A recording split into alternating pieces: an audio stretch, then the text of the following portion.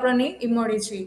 બીજું છે પ્રોટીન, સ્નાયુઓના નિર્માણ અને શરીરની વૃદ્ધિ અને કોષોના સમારકામ માટે જરૂરી છે। જેવા તત્વો જે છે એમાંથી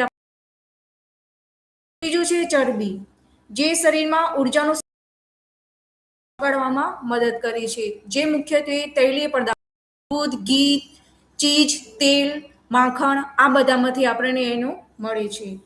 ચોથું છે વિટામિન્સ, જેની અંદર રોગપ્રતિકારક શક્તિ સામે રક્ષણ મેળવે છે, જે વિટામિન્સ ફળોમાંથી મળે છે।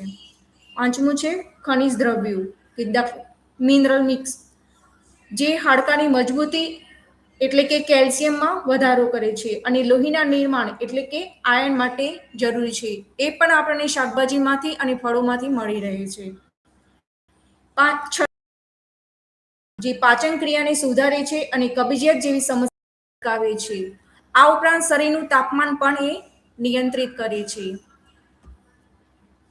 શરીરની દેહધાર્મિક ક્રિયામાં પોષક તત્વોની અગત્ય બહુ જ મોટો ફાળો છે। એમાં જે શાકભાજીમાંથી જે પ્રોટીન, કાર્બોદિત, ચરબી, vitamin C, vitamin A, calcium, લોહ આ જે બધા તત્વો જે મળે છે, પ્રોટીન જે છે તો કોબીજમાંથી 1.9 ગ્રામ, કાર્બોદિત 5.8 ગ્રામ, ચરબી 0.1 ગ્રામ, vitamin C 36.6 milligram, vitamin A 5 mcg, calcium 40 gram, લો 47 મિલીગ્રામ। આ રીતે જુદા જુદા શાકભાજી છે એની અંદરથી આ પ્રમાણે પોષક તત્વો। આહારમાં ફળ અને શાકભાજીનું મહત્વ સૌથી વધારે જે જરૂર છે, સ્વસ્થ જીવન માટે સંતુલિત આહાર જરૂરી છે। અને સંતુલિત આહાર એટલે કે એવો ખોરાક કે જેમાં શરીરની જરૂરી કે વિટામિન્સ, મિનરલ્સ, પ્રોટીન, કાર્બોહાઈડ્રેટ અને હેલ્ધી ફેટ યોગ્ય પ્રમાણમાં આપણને મળી રહે। ફળ અને શાકભાજી પોષક તત્વોથી ભરપૂર છે, વિટામિન્સ અને ફાઈબર રહેલા છે, એટલા માટે જ એ ફળ અને એ જે વિટામિન્સ અને ફાઈબર જે છે એ આપણા શરીર માટે ખાસ ઉપયોગી છે। એટલે ફળ અને શાકભાજીમાં ભરપૂર પ્રમાણમાં પોષક તત્વો હોય છે। દૈનિક આહારમાં તેનો સમાવેશ કરવો ખૂબ જરૂરી છે। દરરોજ ઓછામાં ઓછું 175 ગ્રામ ફળ અને 300 ગ્રામ શાકભાજી ખાવા જોઈએ। એટલે કે 300 ગ્રામ શાકભાજી એટલે કે 100 ગ્રામ પાંદડાવાળા, જેની અંદર મેથી, પાલક, તાંદળજો આ બધા એ પાંદડાવાળા, 100 છે, ડુંગળી છે, આ બધું 100 ગ્રામ અન્ય શાકભાજી જેની અંદર રીંગણ છે, બટાકા છે, આ બધા છે। પોષક તત્વો તો શાકભાજીમાંથી વિટામિન એ, બી, સી, ઈ આ જે પોષક તત્વો મળે છે તેની અંદર ખનિજ તત્વો પણ વધારે છે, જેમાં કેલ્શિયમ અને આયર્ન પણ ભરપૂર પ્રમાણમાં છે। ફાઈબર પણ એમાં પુષ્કળ પ્રમાણમાં છે અને એન્ટીઓક્સિડન્ટ રોગોથી તે બચાવે છે, જે આપણા શરીર માટે ખૂબ જ એ ઉપયોગી છે।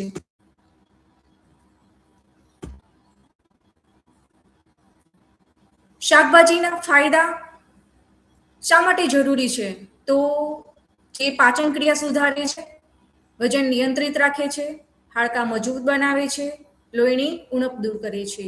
અને ફળોના ફાયદા તો શરીરને તાજગી અને ઉર્જા આપે છે, રોગપ્રતિકારક શક્તિ વધારે છે, ત્વચા અને વાળ માટે ફાયદાકારક છે, હૃદય માટે પણ લાભદાયક છે। જો ફળ અને શાકભાજી આપણા રોજિંદા જીવનની અંદર આપણે તેનો ઉપયોગ ના કરીએ તો કુપોષણનો શિકાર આપણે ઘણા બધા બાળકો અને સગર્ભા માતાઓ, કિશોરીઓની અંદર કુપોષણનું જે વધ્યું છે તો એનો મુખ્ય જે મહત્વનો જે ફાળો છે શાકભાજીનો અને ફળોનો છે। આ અભાવના કારણે પોષણની કમી થાય છે, શરીરમાં થાક અને કમજોરી વધે છે, રોગપ્રતિકારક શક્તિ ઘટે છે, બીમારીઓનું જોખમ વધે છે। ઉંમર પ્રમાણે પોષક તત્વોની અલગ અલગ જરૂરિયાત હોય છે। દાખલા કે બાળકોને જે છે તો 1 થી 3 વર્ષના બાળકોને 1000 થી 1200 કિલો કેલરી જોઈએ છે, જ્યારે પ્રોટીન 15 થી 20 ગ્રામ જોઈએ છે। 50 વર્ષની જે મહિલાઓ જે છે એમાં 1600 થી 1800 કિલો કેલરી જોઈએ છે અને 45 ગ્રામ પ્રોટીન જોઈએ છે। પુરુષોની અંદર પણ એ પ્રમાણે જુદું જુદું હોય છે। તો 14 થી તે 50 વર્ષની ઉંમરની અંદર પુરુષોની અંદર 2200 થી 2800 કિલો કેલરી અને 2000 થી 4000 કિલો કેલરી પણ 50 વર્ષની ઉંમરના પુરુષો માટે જોઈએ છે, પુરુષોની અંદર જોઈએ છે। સૌથી વધારે જાત્રી માતા માટે છે તો 2500 થી 3000 કિલો કેલરી જોઈએ છે અને પ્રોટીન જે છે 65 થી 75 ગ્રામ, જે વધુ પાણી અને પોષણ માટે જરૂરી છે. જે રીતે શાકભાજી શરીરની અંદર જુદા જુદા પોષક તત્વો પૂરા પાડે છે, એ રીતે દરેકે શાકભાજીની અલગ અલગ વિશેષ લાક્ષણિકતા હોય છે. દાખલા તરીકે ગાજર છે, તો ગાજરની અંદર પુષ્કળ પ્રમાણમાં વિટામિન્સ એ ભરેલું છે, તો એ સૌથી આપણા આંખો માટે દ્રષ્ટિ સુધારે છે અને ત્વચા માટે ખૂબ ફાયદાકારક છે. ફૂલગોબી અને કોબી તો રોગ પ્રતિકારક શક્તિ વધારે છે અને હાડકા માટે સારો અને ઓછી કેલરી ધરાવે છે. પાચન તંત્ર પણ એનાથી સુધરે છે.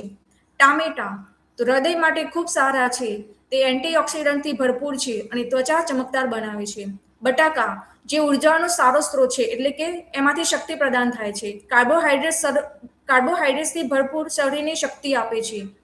ભીંડા તો પાચન સુધારે છે, ડાયાબિટીસ માટે ખૂબ ફાયદાકારક છે અને ફાઈબરથી ભરપૂર છે, જેના કારણે પેટની જે સમસ્યાઓ હોય છે એ નિવારે છે.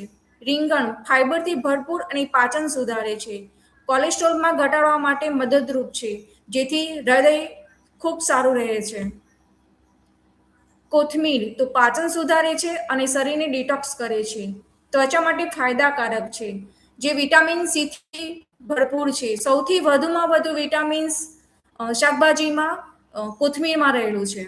મેથીની ભાજી સારામાં સારું ડાયાબિટીસ માટે સૌથી સારામાં સારી મેથીની ભાજી ઉપયોગી થાય છે, જેની અંદર લોહી પણ વધારો થાય છે, હાડકાં પણ મજબૂત બને છે, કારણ કે એની અંદર કેલ્શિયમનું પ્રમાણ વધારે છે. પ્રોટીનથી પણ ભરપૂર છે. પાલક તો લોહીની ઉણપ દૂર કરે છે, આયર્નથી ભરપૂર છે અને કેલ્શિયમ છે એની અંદર, તો હાડકાં પણ મજબૂત બનાવે છે.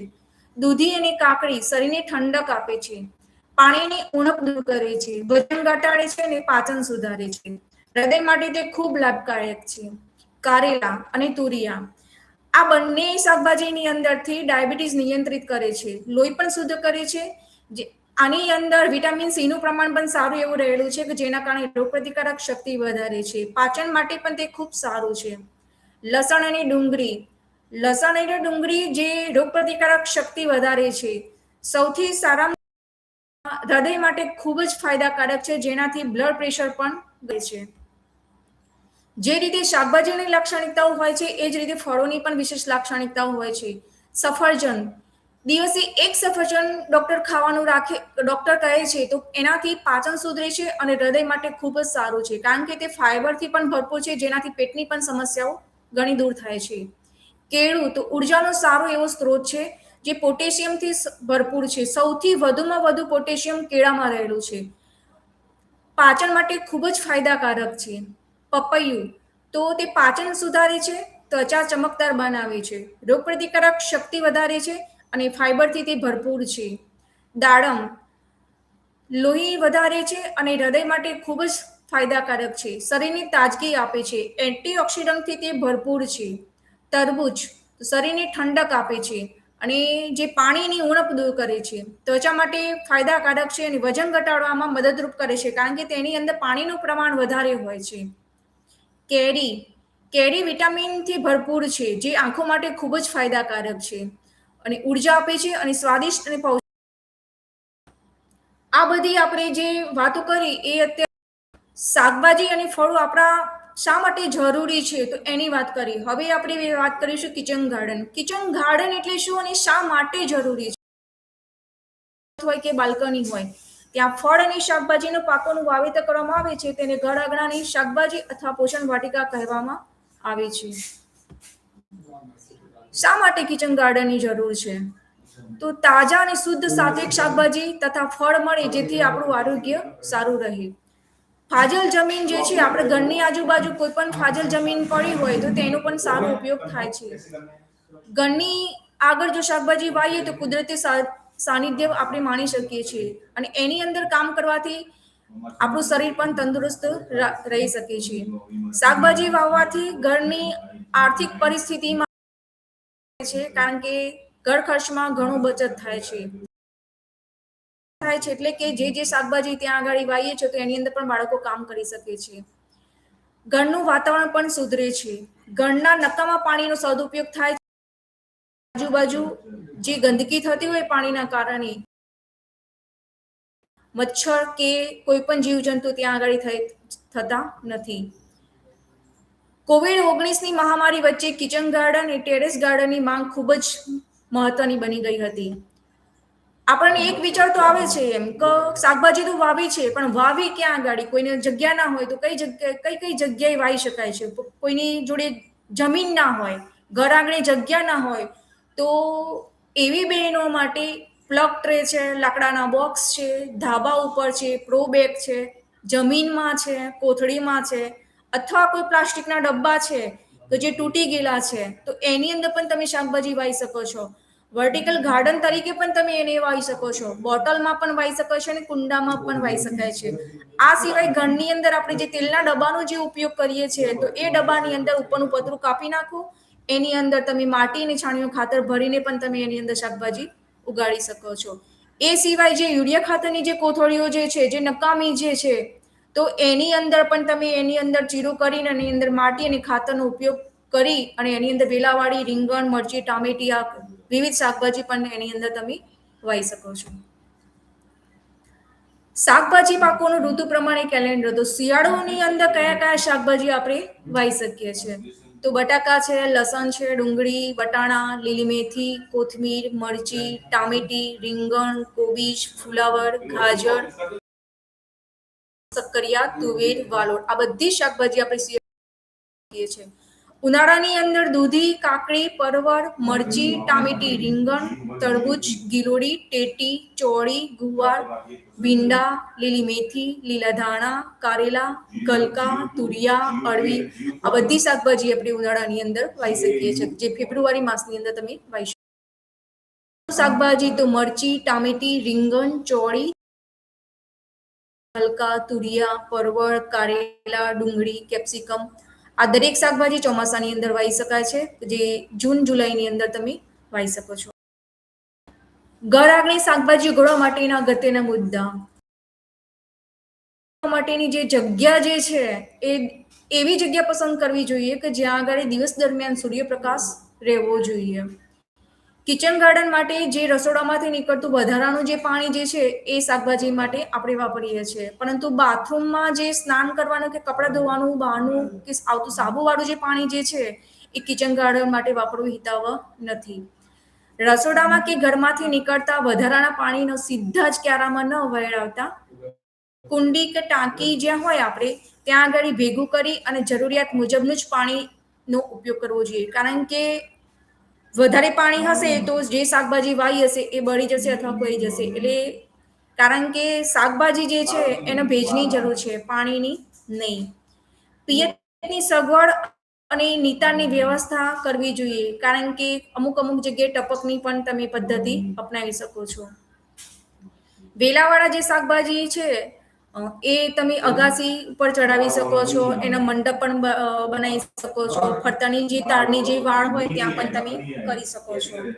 કંદમૂળવાળા શાકભાજી પાકો જેવા કે ડુંગળી, લસણ, બટાટા, મૂળા, ગાજર, બીટ, આ બધી જે પણ ક્યારા કર્યા છે તમે, તો એ ક્યારાની પાળીઓ પર કરવી કે જેથી જમીનનો કાર્યક્ષમ તમે ઉપયોગ કરી શકો છો.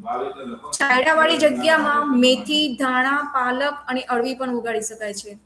કિચન ગાર્ડનમાં સરગવો, મીઠો લીમડો, કેળ, પપૈયા, લીંબુ, જામફળ, સીતાફળ વગેરેનો કિચન ગાર્ડનમાં સમાવેશ કરવો જોઈએ. રીંગણ, મરચી, ટામેટી, કોબીજ, ફ્લાવર, ડુંગળી જેવા પાકોનું ધરું ઉછેર કરી ક્યારામાં રોપણી કરવી જોઈએ. ક્યારાનું આયોજન એવા પ્રકારે કરવું જોઈએ જેથી ખરીફ ઋતુના પાક પૂરા થયા બાદ રવિના પાકોનો તમે એની અંદર ઉપયોગ કરી શકો છો. કિચન ગાર્ડનના રોગ અને જીવાતોનું નિયંત્રણ માટે ઘરગથ્થુ દવાઓ અને ઉપયોગ કરવાની પદ્ધતિ. કોક દિવસ જો શાકભાજીની અંદર કોઈ ટાઈમે જો શાકભાજીમાં કોઈ રોગ આવ્યો તો દવાનો સ્પ્રે કરવો નહીં. એની જગ્યાએ તમે ડુંગળી, લસણ ની તીવ્ર વાસ ધરાવે છે તો તેના નાના ટુકડી મિક્સરમાં ક્રશ કરી તેની પેસ્ટ બનાવી આ તૈયાર કરેલી પેસ્ટને પાણીમાં નાખીને આ પાણીનો છોડ ઉપર સ્પ્રે કરવાથી કીડી મકોડા જીવાતોથી છુટકારો મળે છે. સિવાય તમે લીંબુડીના તેલનો પણ તેની અંદર ઉપયોગ કરી શકો.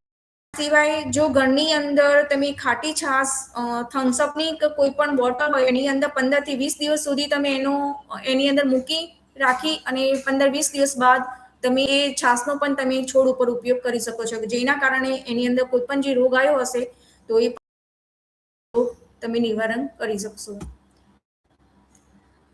હાઇડ્રોપોનિક્સ એટલે કે વર્ટિકલ ગાર્ડનિંગ સમજૂતી. અત્યારે બહુ ક્રેઝ ચાલે છે આ વર્ટિકલ ગાર્ડનનો. કોઈની જોડે જગ્યા નથી તો એને એવી જ બહેનો જે છે એ માટી વગર પાણીમાં છોડ ઉગાડવાની આ પ્રક્રિયાને હાઇડ્રોપોનિક્સ કહેવામાં આવે છે. આ પદ્ધતિમાં ફક્ત પાણી, પોષક તત્વો અને સૂર્યપ્રકાશની જ જરૂર પડે છે. જો માટી વગર જ છોડને પોષક તત્વો ઉપલબ્ધ કરાવો તો માટી વગર પણ ફક્ત પાણી અને સૂર્યપ્રકાશને સહારે સારી એવી ખેતી થઈ શકે છે. વધતા જતા શહેરીકરણ અને વસ્તીના કારણે ખેતીલાયક જમીનનો અભાવ જોવા મળે છે. આ વરદાન રૂપ છે. સામાન્ય ખેતીની સરખામણીએ 90% પાણી છે. આ એના ફોટોગ્રાફ છે જે વર્ટિકલ ગાર્ડન જે છે આ બનાવેલો છે. આ ઘર આંગણે શાકભાજીનો બગીચો છે. ધાબા ઉપર પણ તમે આ ગાર્ડન કરી શકો છો.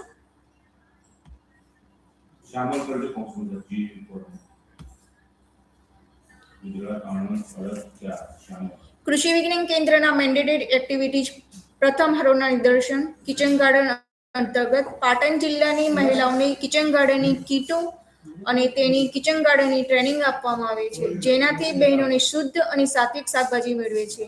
ઘણી બહેનો વધારાના શાકભાજીનું વેચાણ કરીને ઘરની આવકની અંદર વૃદ્ધિ કરે છે અને પોતાનું આરોગ્ય પણ સાચવી રાખે છે. Thank you.